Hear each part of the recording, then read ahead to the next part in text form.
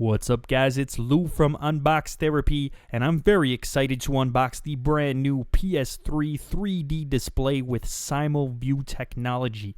I'm going to explain what that technology is in a minute, but first let's talk about what we've got included. We have an extra set of 3D glasses. On the outside of the box, there's also one on the inside of the box, so of course we can take advantage of that SimulView technology. We've also got a bunch of paperwork for you bookworms in the crowd.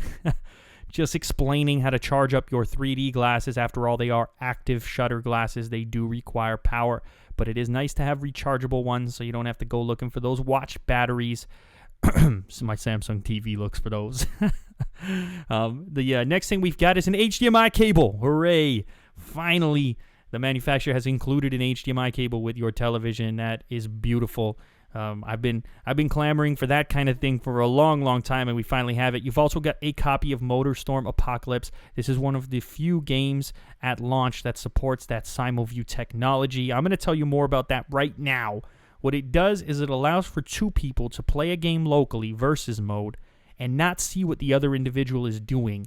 Basically, it looks like they have a full one-player display, even though there's another person doing the exact same thing to the left or right of them. Crazy, right?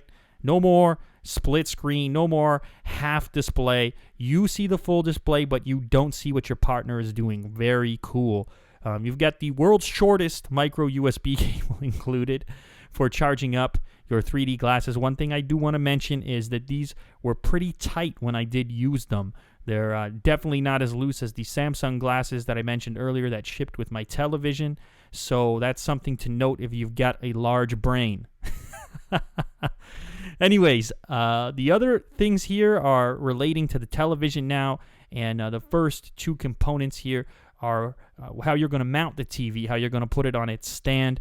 I don't believe the television is VESA mountable, so you don't have any choices. It's going to go on this stand right here. And it actually feels super solid. There are a lot of metal components on here. This piece here is basically solid metal, so it's a fairly sturdy contraption when it's all put together, especially considering the screw that goes in to tighten it up at the very end, similar to putting together a computer monitor if you've ever done that before. There's a little bit more paperwork here regarding the television. I'm not going to bore you with that. And lastly, hiding inside of this piece of packaging, the power cable, the ever-important power cable. So don't go worrying that it's not in the box. It's hidden in this portion here if you do pick up this TV. So lastly, we've got the display. I keep calling it a TV. It's really a display. There's no tuner for cable in here. You're going to have to use a set-top box if you want to watch TV on here, which most people have who have modern HD TV. Anyhow, after you get the display out, you notice it kind of looks like a giant PSP with the curved sides on it. I actually like the design. I think computer monitors, for the most part, are pretty boring. So this is a good way of spicing it up a little bit. So the last thing you want to do here after connecting the two components is twist this little screw until it's tight, and then you know you've got a nice lock.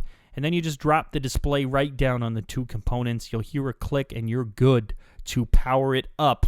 So I've got my PS3 connected here. The display is not super adjustable, just a little bit of tilt.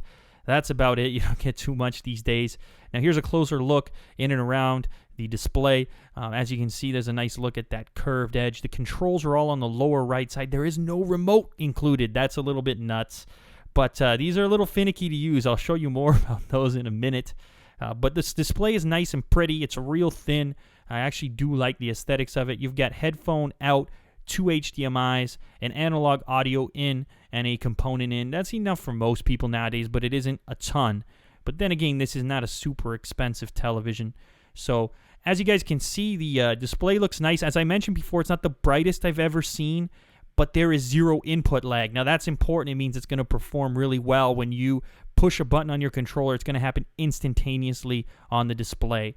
So here's more about that menu system, which I found to be a little finicky. I really would have liked to have a remote included with this thing. That really surprised me. But anyways, you got to mess around with this crap here, and it ain't fun.